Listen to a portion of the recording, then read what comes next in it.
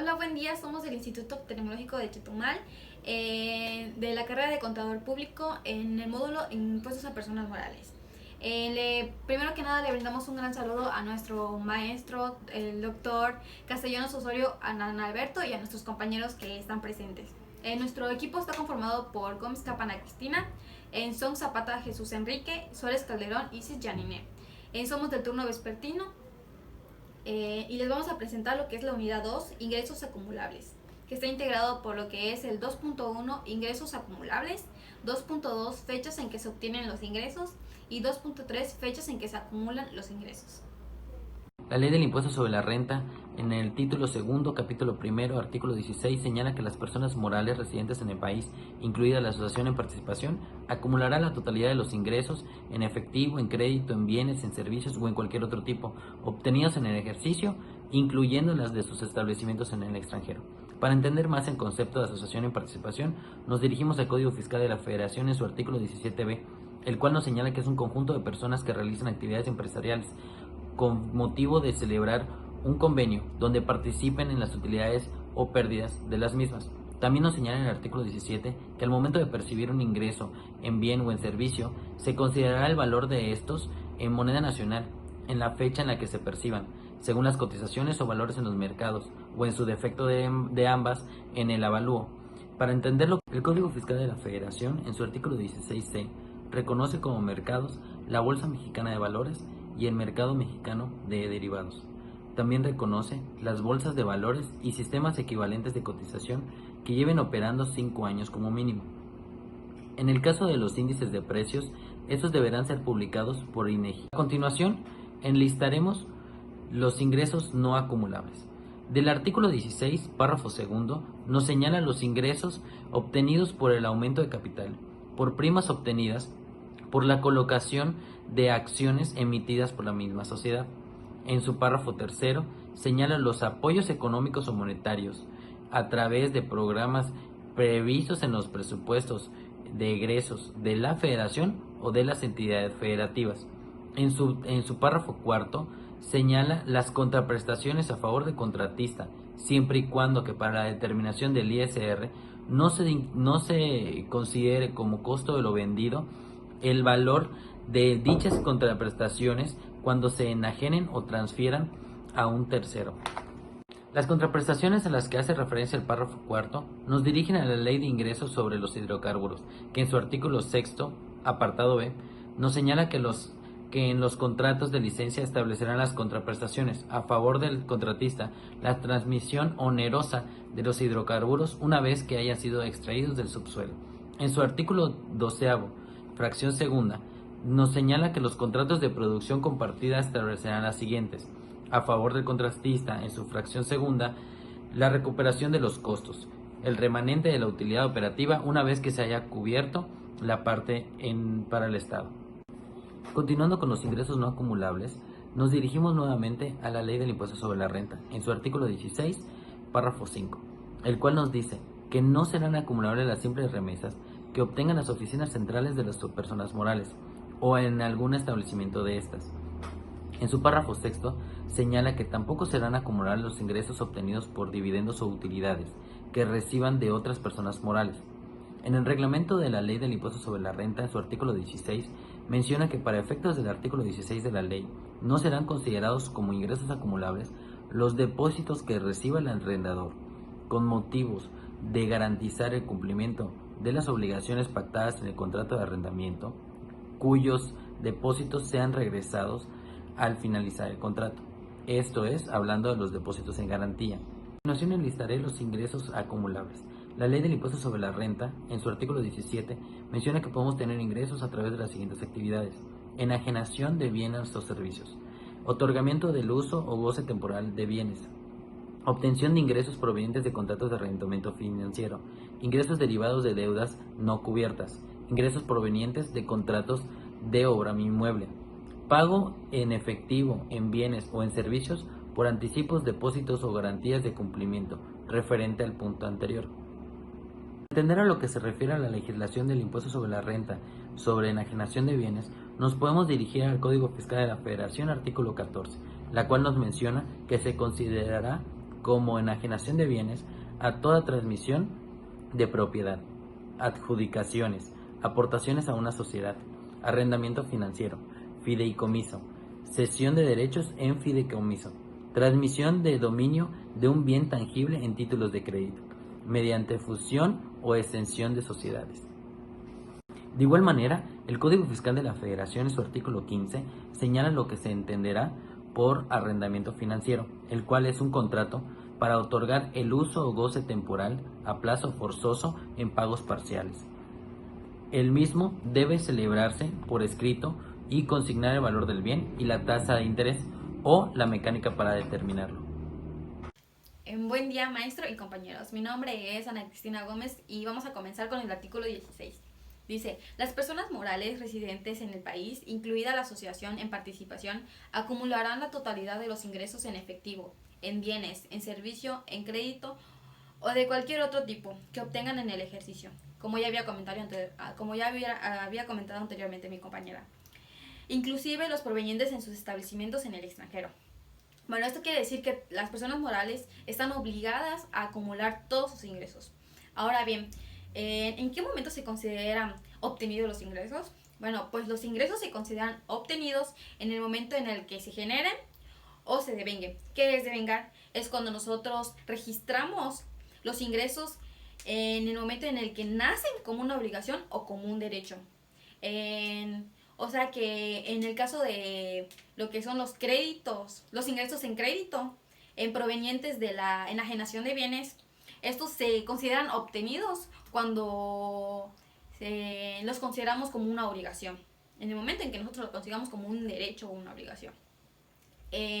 Independientemente en las fechas en el que se nos entregue el bien, o sea, es independiente a la fecha en la que nosotros se efectúa el pago de dicho bien.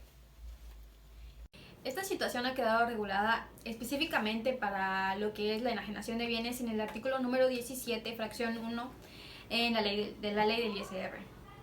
Y dice artículo 17, para los efectos del artículo 16 de esta ley que ya vimos anteriormente, se considera que los ingresos se obtienen en aquellos casos no previstos en otros artículos de la misma, en las fechas que se señalan conforme a la siguiente, tratándose de en fracción 1, enajenación de bienes, cuando se dé cualquiera de los siguientes supuestos, el que ocurra primero.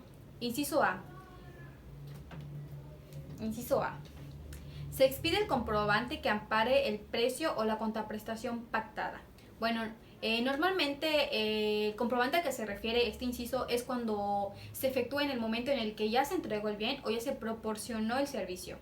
Y es aconsejable que mejor se efectúe en los momentos en los que ya mencionamos para que no se acumule anticipadamente estos ingresos. Inciso B. Se envíe o entregue materialmente el bien. Bueno, este se refiere a que pues el vendedor le entrega al comprador físicamente el bien.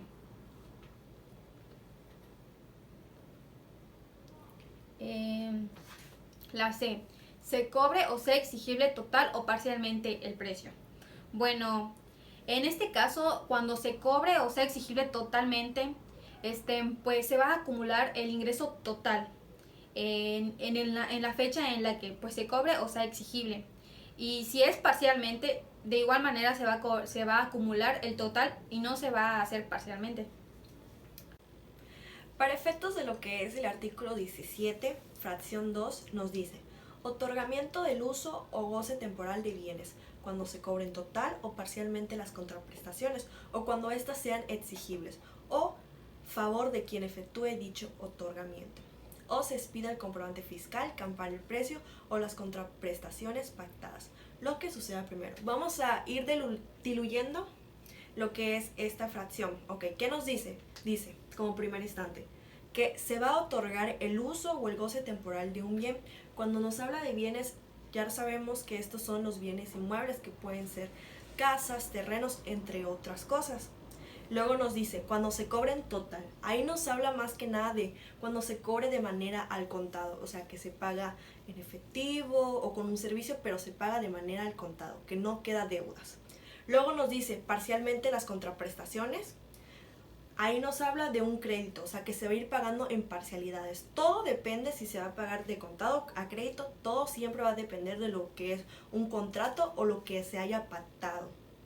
Luego dice, o cuando éstas sean exigibles, es decir, yo Janine le digo a una persona, fíjate que ya hice el contrato, pero yo no le mencioné cuánto es lo que debería de pagar, cuando esto, cuando lo otro. Entonces yo le exijo por medio de un contrato cuánto es lo que me debe pagar. Cuando se hace ya un contrato, esa persona ya no tiene derecho de reducirme o aumentarme, en mi caso yo aumentar el precio, ya que se encuentra un contrato. Luego nos dice, a favor de quien efectúe dicho otorgamiento, es decir, en este caso la persona que va a dar o va a enajenar el bien, o se expida un comprobante fiscal. Cuando nos habla de los comprobantes fiscales, nos habla de los que son comprobantes fiscales digitales por internet. Este puede ser facturas o nóminas. No sé si ustedes se han dado cuenta, pero en las nóminas aparece tipos de cosas como Infonavit o entre otros tipos de cosas donde se enajena un bien. A eso se refiere con comprobante fiscal. Luego dice que ampare el precio, es decir, que estipule cuál es la cantidad del precio que se va a cobrar, o la contraprestación pactada, o lo que suceda primero. Cuando nos habla de contraprestación pactada, nos habla de cuánto es que se dijo. Es decir, si yo le digo a alguien, te voy a cobrar 1,000 pesos, yo no puedo cambiar al día siguiente cuánto es la cantidad, a menos que no exista un contrato. Para efectos del artículo 17 de la ley del ICR, vamos a estar agregando artículos del reglamento de la ley del ICR para que podamos tener un trabajo más completo y se pueda entender esta idea.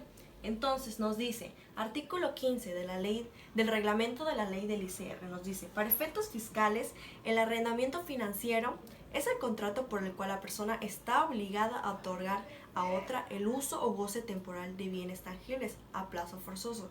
Es decir, si yo le enajeno a una persona y lo hago por medio de un contrato que estipule fechas, parcialidades, donde también estipule lo que es la cantidad, entonces esa persona se va a ver obligada a darme o a usar, en todo este caso que es en esta parte, a lo que nos dice, a usar o gozar temporalmente, de un bien tangible a un plazo forzoso que esté estipulado en el contrato. Para lo que dice aquí, obligándose a esta a liquidar, ya que como dijimos, esta se encuentra en lo que es el contrato. Luego dice en pagos parciales como contraprestaciones por medio de un crédito. Luego nos dice una cantidad de dinero determinable que cubra el valor de la adquisición del bien. Es decir, tampoco vamos a estar dando o enajenar ese bien con un valor que no se encuentre en el rango del mercado. Es decir, si ya vemos que en el mercado se encuentra un rango de 1,000 pesos por la enajenación de un cuarto, entonces también nosotros vamos a estar enajenando de 1,000 pesos ese cuarto, no vamos a darlo con un valor ilógico.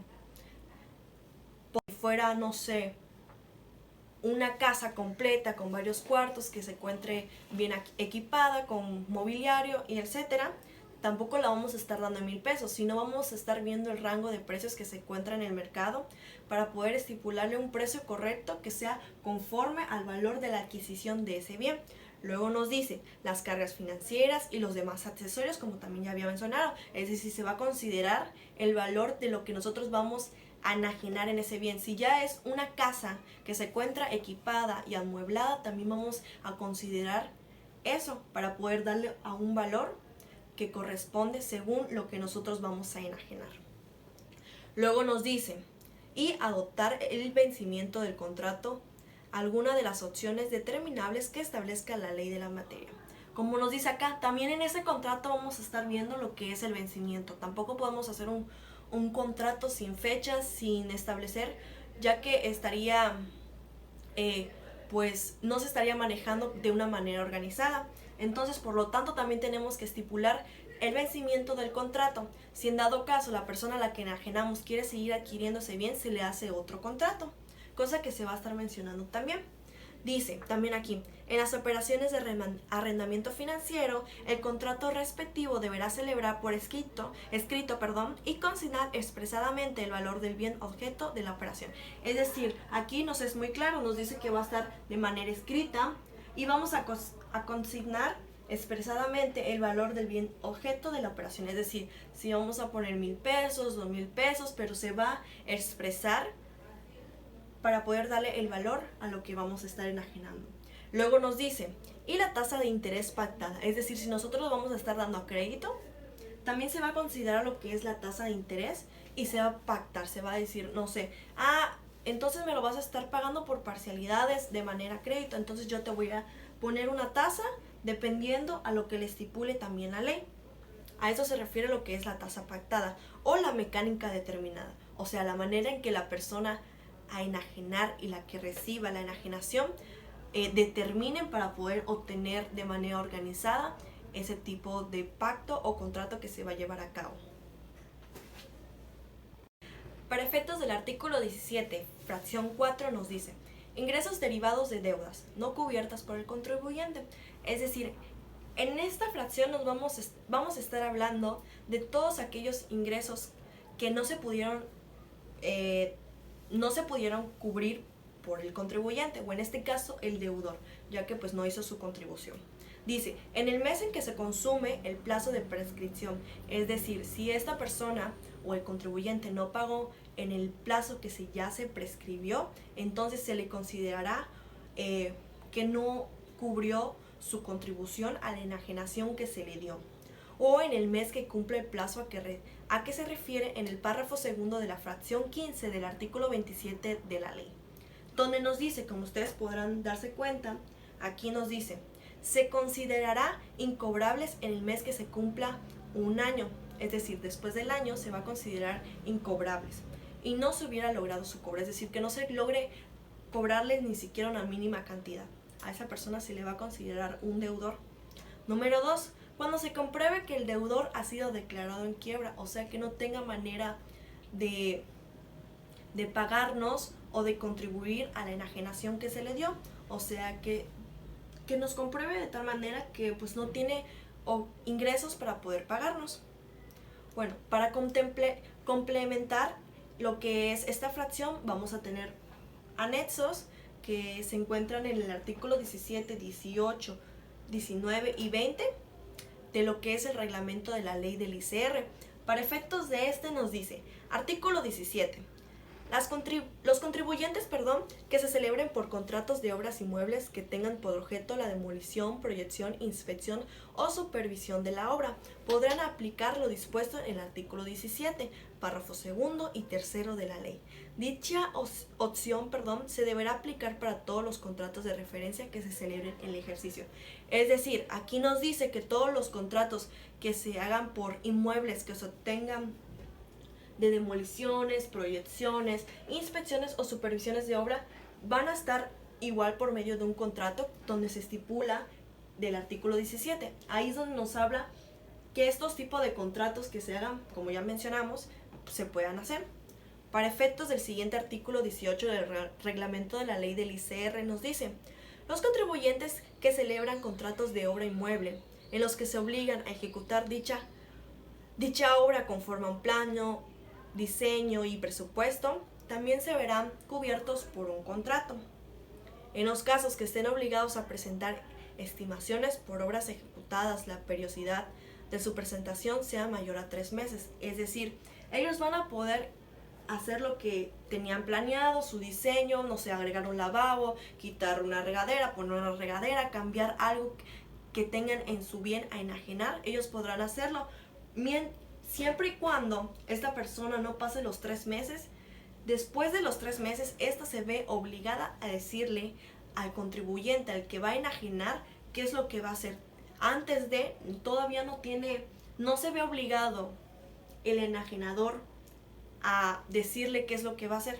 Después de los 3 meses, sí está obligado a decirle, ya que pues la persona que se le va a enajenar, pues tiene que saber de una u otra manera qué es lo que van a hacer en el bien que esta persona se encuentra.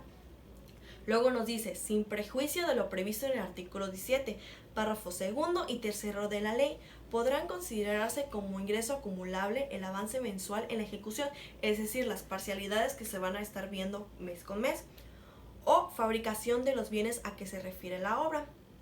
La opción prevista en este artículo solo se podrá ejercer comprendiendo la totalidad de las obras a que se refiere el párrafo anterior en el ejercicio que se ejecute o fabrique contribuyente. Para efectos del artículo 17 nos dice, valga la redundancia, para efectos del artículo 17, párrafo segundo y tercero de la ley, se considerará autorizada o aprobada una estimación en la fecha en que el residente de supervisión o la persona facultada, es decir, la persona que esté, que se le mande a supervisar la enajenación o el bien que está, por ejemplo, digamos como se mencionó anteriormente, en demolición, proyección, construcción, diseño, a la persona que se le ve encargada de supervisar esto, también se va a estar estipulando por medio de un contrato por el cliente para efectuar supervisión del avance de la obra firme conformidad de dicha estimación. También esta persona que se le ve encargada va a estar en el contrato, es decir, también va a estar firmando de conformidad de la entrega, de la enajenación que se le va a dar, más bien del bien, que se le va a dar. Para efectos de este mismo artículo 17 de la ley del ICR, vamos a agregar lo que es el artículo 20 del reglamento de la ley del ICR. Aquí nos dice, para efectos del artículo 17, párrafo primero, fracción 3, párrafo tercero de la ley, el contribuyente podrá cambiar la opción a que se refiere dicha fracción por solo una vez, es decir, solo podrá cambiar el contrato en algunas cosas o opciones que vamos a estar viendo posteriormente. Nos dice, antes que transcurran los 5 años como mínimo desde el último cambio, siempre que se encuentre en cualquiera de los siguientes supuestos.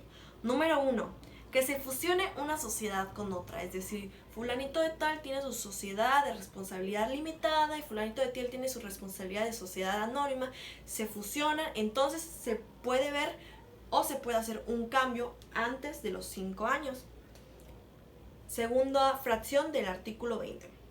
Nos dice, cuando los socios enajenen acciones o partes sociales que representen cuando menos el 25% de la sociedad contribuyente. Es decir, si yo estaba en 50 y 50 con mi socio se le ocurre cambiar su capital social a 25%, entonces se puede hacer un nuevo contrato donde se estipule eso y también se puede estipular que el socio que reciba el 25% del capital social también reciba menos, ya que su capital social es mínimo. Fracción 3. La sociedad que obtenga el carácter integrado en términos del artículo 61 de la ley en el ejercicio siguiente a aquel en el que la sociedad integradora cuente con la autorización a que se refiere el artículo 63 de la ley, o bien cuando se incorpore o desincorpore como sociedad integrada conforme a los artículos 66 y 68 de la ley. Y para efectos de la fracción 4 nos dice, cuando se encinda la opción, es decir, cuando se para la sociedad, cuando una sociedad, cuando tú estás, como habíamos mencionado anteriormente, sociedad anónima con sociedad responsable limitada, se separan y dicen, yo ya no quiero ser tu socio, cada quien va a hacer lo que quiera con sus bienes, si tú lo quieres enajenar por otra parte o quieres seguir enajenando a la persona que ya teníamos con el contrato, puedes hacerlo. Entonces, a eso se refiere cuando se separa una sociedad. Para efectos del artículo 17, como estamos mencionando, de la ley del ICR, también vamos a estar hablando de lo que es el artículo 21 que se encuentra en el reglamento de la ley del ICR. Nos dice, los contribuyentes que se dediquen a la fabricación de bienes activos fijos, es decir, no sé si ustedes han visto que personas se dedican a crear departamentos o crear cuartos para que estos puedan ser rentados y obtener un ingreso de ellos. Aquí es donde nos dice, los contribuyentes que se dediquen a la fabricación de bienes de activo fijo, de largo proceso a fabricación, podrán acumular todos los ingresos provenientes de contratos, es decir, todos los contratos que nosotros hagamos con las personas a las que les rentemos cierto departamento, cierto lugar, cierto bien en general, se le va a poder estar viendo que estos ingresos van a estar siendo acumulados, ya que nosotros por medio de los contratos que suministramos a las personas podremos ver un ingreso que es acumulable. Continuamos. Provenientes de contratos de suministros de dichos bienes en la fecha que se perciban en efectivo. Esto se entiende, pues dice que en las fechas donde se perciba pues la cantidad del dinero que nos van a pagar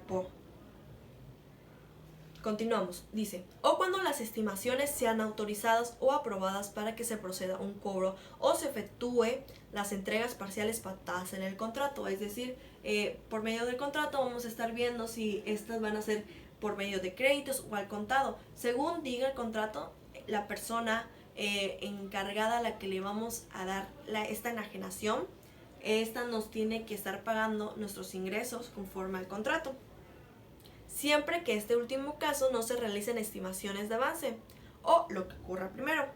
Los contribuyentes a que se refiere este párrafo anterior estarán dispuestos en el artículo 17, párrafo último de esta ley.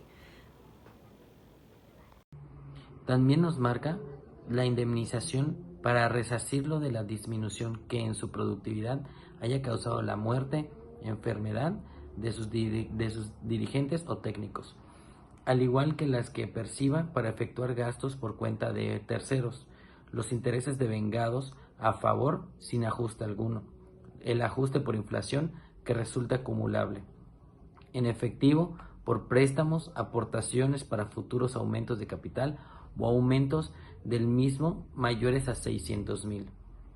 De igual manera, el artículo 21 nos indica que los ingresos por operaciones financieras referidas a un subyacente que no cotice en un mercado reconocido. Los mercados reconocidos ya hemos dejado claro que están determinados en el Código Fiscal de la Federación en el artículo 16C. También nos indica el Código Fiscal de la Federación a través del artículo 16B que son parte de los intereses, el ajuste a través de las unidades de inversión mediante la aplicación de índices o factores, se haga de los créditos, deudas, operaciones e importes de los pagos de los contratos de arrendamiento financiero.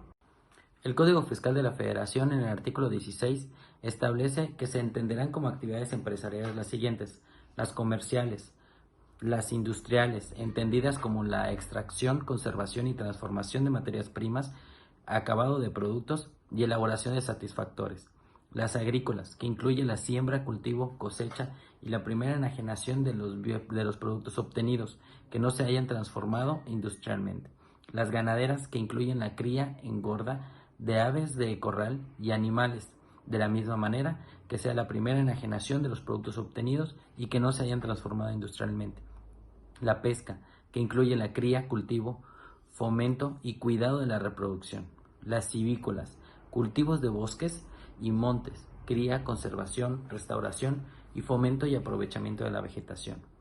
Para este artículo se considera empresa la persona física o moral que realice alguna de estas actividades, aunque sea a través de un fideicomiso o por terceros. Del mismo modo, el artículo menciona que por establecimiento se entenderán el lugar de negocios donde se desarrollen parcial o totalmente las actividades empresariales.